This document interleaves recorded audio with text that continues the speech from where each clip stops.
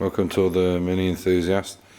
As you can see, I've got the stand out and just trying on the front just to see how it looks. I haven't done the returned edges yet. I need to straighten them all up and grind them back a little bit, but the fit's actually pretty good. This is the original front and the original wings, so they should fit right.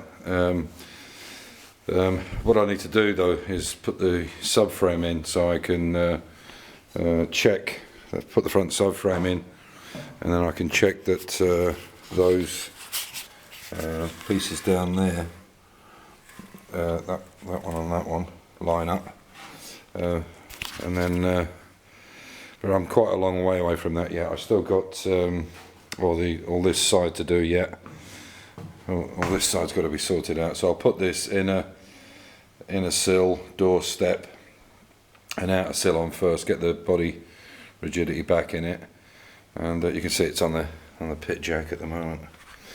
So I'll get all that sorted out, fit out these box sections again, and then I'll start on the front.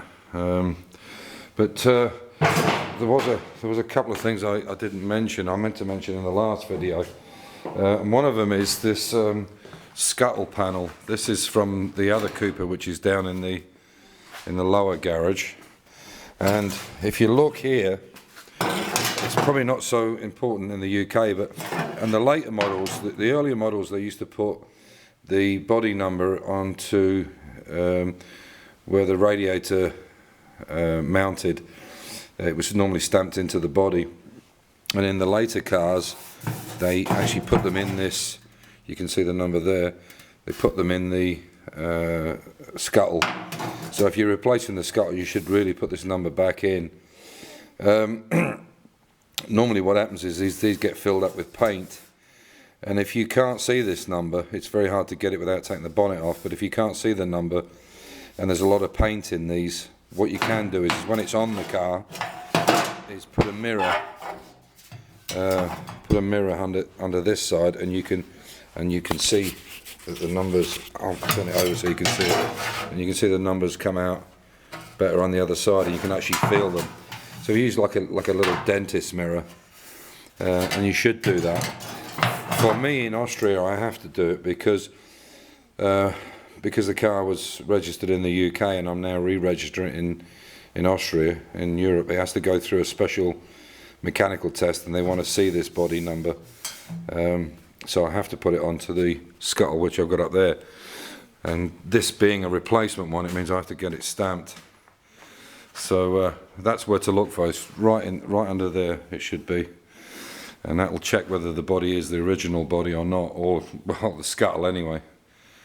But nobody's going to steal a car and change all that, because there's a lot of work doing that just to put a number in it.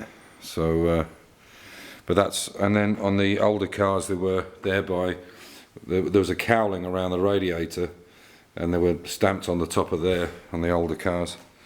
So yeah, I just wanted to fit it up just to see generally how it looked, and it seems to fit reasonably well.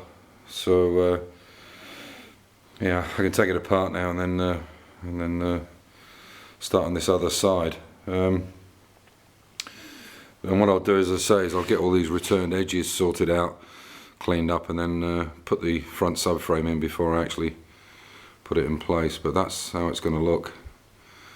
That's just a quick fit. It took me basically 15 minutes to put it in place, but that doesn't mean it's absolutely right in the right place at the moment. A lot of work to do with the edges, make sure they're cleaned up and in line, and so on and so forth. So yeah, so I thought I'd just put that up. And as I say, you can see now how that's going to work by putting the front on. Yeah, so that thing with the Scuttle, that's something to be aware of. You know, just make sure that those numbers are correct. And as I say, this was replaced anyway, so that's it. Yeah, start working on the other side now, get all this stripped down. But I think that's probably it for tonight. And as you can see, this is the part I was talking about. It won't fit in just now because there's a lip there. I have to cut this lip to slide this in. But basically, that will that will sit inside there, and you can see it comes down from that edge there. It'll go, it'll fit right in there, and it'll give me the proper circle as well. You can see it's been cut quite badly. So this, and then what I'll do is, once this is all on, cut this metal out, rebuild it, and then lead load it like I talked about. But there you can see that's where it sits. So yeah, so that's it. So hopefully catch you in a couple of days. This will be one of the last jobs. I've still got probably 2 or 3 days, 4 days maybe on the other side, but at least I know it kind of goes together, and the edges are all a bit curled up and stuff, and the split there and a few other places, but generally I think it's going to be alright. Anyway, thanks for watching in, take care, and if you like and subscribe, give us a thumbs up. Okay, take care and bye for now. Bye.